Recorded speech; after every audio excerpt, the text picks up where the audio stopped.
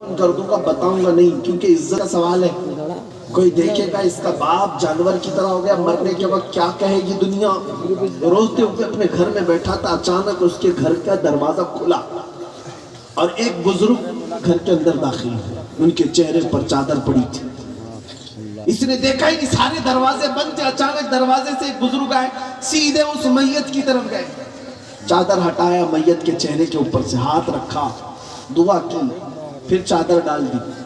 یہ نوجوان جو بیٹا بیٹھا ہوا تھا یہ دیکھ رہا تھا اس بزرگ کو آتے ہوئے اور پھر یہ کرتے ہوئے۔ پھر وہ بزرگ اس کے پاس آئے، کہا پوچھا کیا بات ہے، کیوں رو رہا ہے؟ یہ چہرہ اٹھائے بغیر کہتا میں جانتا نہیں آپ کون ہیں، کیسے آ گئے، لیکن آپ نے دیکھ ہی لیا ہے، اب میرے باپ کے چہرے کو تو دیکھو، میرا باپ مرا ہے، چہرہ جانور کی طرح ہو گیا، اس بات کے غم میں رو رہا ہوں۔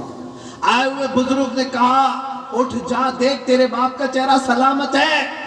وہ گیا، جا کر دیکھتا ہے چادر ہٹا کر باپ کا چہرہ تو چاند کی طرح چمک رہا تھا، خوبصورت ہے، کچھ نہیں بدلا۔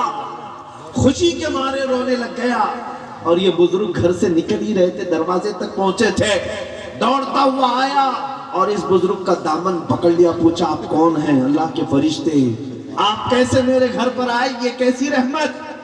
آئے ہوئے نورانی بزرگ نے پلٹ کر کہا انا محمد رسول اللہ، میں محمد اللہ کا رسول ہوں۔ بات یہ تھی، سن، تیرا باپ ایک گناہ میں مبتلا تھا جس کی وجہ سے اللہ کا غضب نازل ہوا، ایک برائی تھی وہ میں تجھے نہیں بتاؤں گا، میں چھپا دوں گا، لیکن جس کی وجہ سے اللہ کا غضب اس پر نازل ہوا۔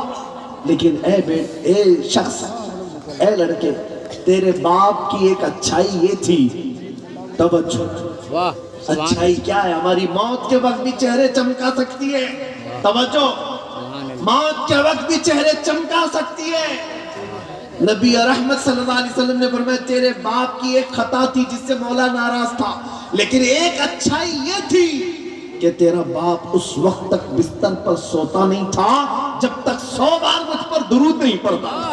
اللہ، نعرہ تکبیر، اللہ اکبر، نعرہ رسالت، یا رسول اللہ، عظمت مصطفیٰ۔ اس کا درود جو فرشتے مجھ تک پہنچاتے تھے وہ آئے، انہوں نے کہا یا رسول اللہ غضب ہو گیا، وہ بندہ جو آپ پر 100 بار درود پڑھتا تھا روزانہ، اس کا چہرہ اللہ نے غضب سے بدل دیا۔